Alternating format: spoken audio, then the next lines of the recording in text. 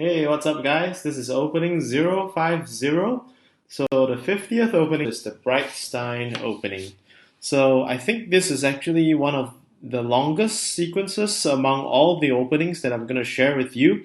So, definitely, this probably takes both players to really clap here and just form up that sequence. So, if you really want to commit this playing as a white, I think it's probably good to actually just remember the move or that particular variation to induce that surprise factor for your opponent who is playing black.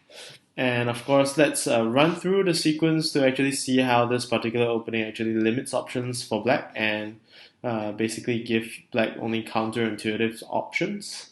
So you have that usual sequence to rows f5 d6 c5. So that sequence to rows and of course to over here is actually to the rose birth, and you basically have c4 here, and instead of going for the typical rose birth or rose terminori, you actually go over here to the g5 move, which is a -4. So that is if black plays that particular sequence, and of course for white you would then follow up with C3. And so the typical configuration that we mentioned in previous rose branch openings is that you change the configuration to your right over here for black to actually inculcate some different playable variations. And of course, the usual sequence over here is for black to actually just jump in to penetrate to b4. I think this is by far the most common sequence I see online, at least.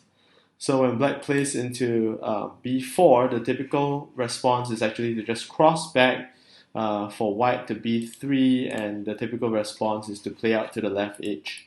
However, over here, instead of going for that typical response to b3, after b4, Brightstein opening actually starts off with white playing to e2 in response. So instead of going for this cutback, you actually probably set up a point disk to e2 to somewhat point towards future regrouping at b5 perhaps. And of course, after you play this move, perhaps it is a surprise move for your opponent, and your opponent may find it difficult to actually respond, even though he has many options. This probably wouldn't be the standout option to actually play as the best move, perhaps. Instead, maybe black could be tempted to actually regroup by playing b5, which isn't too bad either, to flip 3 black this across, or to just basically play a f3 that regroups those disks.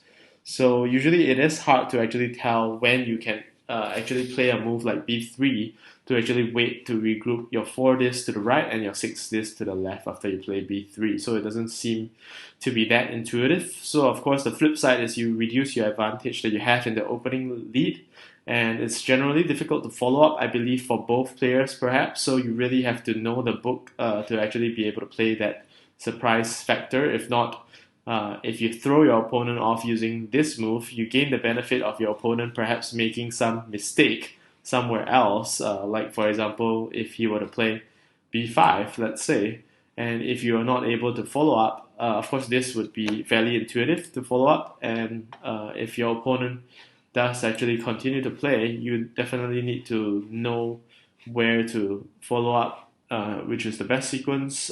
This perhaps is not that intuitive as well. If you were to block this move, you actually open up another easy centralizing move for black to g4 perhaps.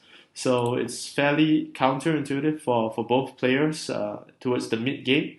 So if you really want to play this particular variation, it's also dependent that black does play out this g3 and g5 configuration for the rose opening, and also it's also dependent of black playing into b4 as that particular earlier move that you see.